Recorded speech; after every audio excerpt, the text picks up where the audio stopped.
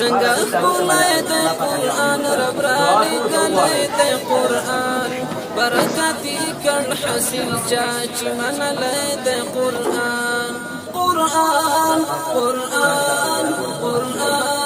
قرآن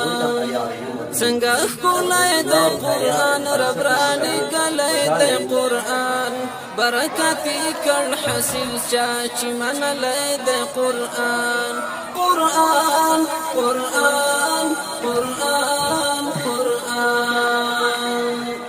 هم په ژبه ښه روان دی هم په زړه لري اثر هم ښکاره لري خبرې هم اسرار پکې مزمر په هر توري کې نغښتي څو مفهومه سر په سر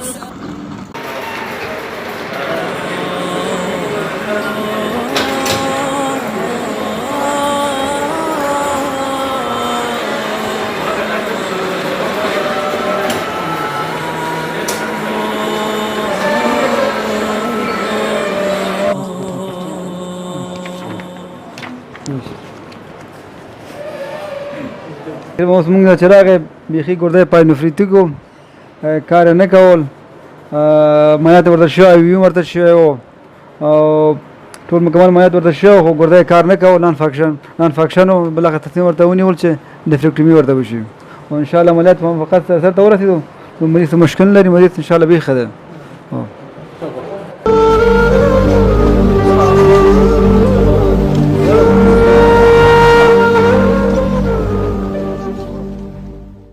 بسم الله الرحمن الرحیم. السلام علیکم ګرانو هیوادوالو.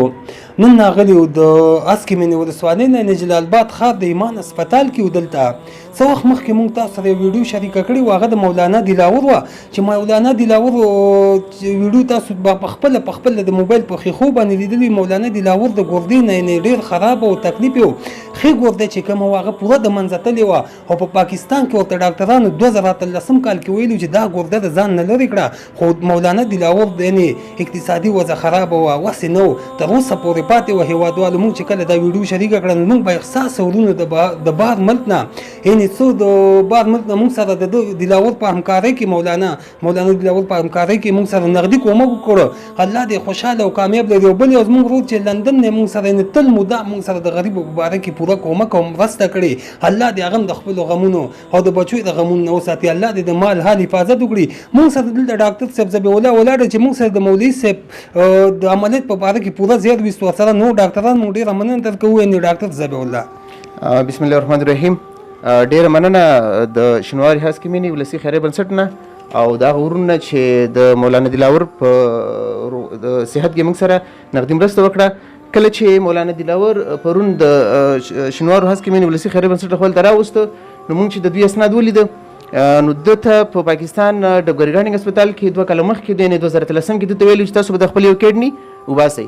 نو بیا چې کله دلته راغی نو وضعیت ډېر زیات خراب و بیا د دوی نه بیا هم ډېره مننه موږ سره پوره دلته همکاري وکړه او مرسته یې وکړه او بالاخره چې دا عملیات ته جوړ شو او یو کډني دنه ضایع شوه اوس الحمدلله روغ جوړ دی نو بس بیا د کله چې عملیات وشو د عملیات نه 3 غنټې بعد ډاکټر صاحبانو د وضعیت چک ویلي د ماشاءالله ډېر ښایسته او ډېر جوړ او تاسو اوس خپل هم کولی شئ چې مولانا دلاور سره خبرې وکړئ.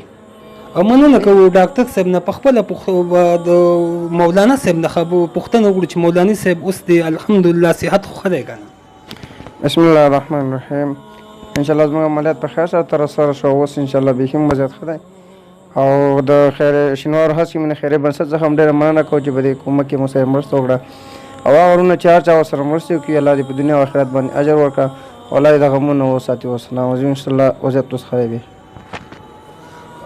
د مولوي صاحب خبرې مو اورېدې موږ سره چې کوم ورونه د مولوي صاحب په باره کې د مرستیا په باره کې نغدي کومک کړی هغه قایب شینواری دی الله دې په مال حال په بچیانو برکت کړي الله دې خوشحاله لري او نور ورونه زموږ یو د بلجیم نه بل د فرانس نه موږ سره نغدي کومک د کاري صاحب او د دې مولوي صاحب په عملیاتو کې کړی هغو ته دې الله یعنې په مسافرۍ کې دی الله کامیاب لري الله دې د خپلو غمونو نه وساتي. هېوادوالو په اخره کې په تاسو باندې غږ دی د شینوارو هسکیمنې ولسي خیریه بنسټ لخوا چې داسې مریضان یعنې بېوزله غریبې کورنۍ دي یتیمانان دي موږ سره په باره کې موږ سره خپل کومک او همکاري وکړئ انشاءالله چې ستاسو کومکونه موږ نیغ په نیغه داسې کورنیو ته رسوو او تاسو ته به الله اجرونه درکوي. هېره مو نه وي زموږ پیج درسره لایک زموږ د یوټیوب چینل درسره سبسکرایب کړئ هر چېرته چې وایي ښه د ودانو صحیح په لوی الله مو سپارم.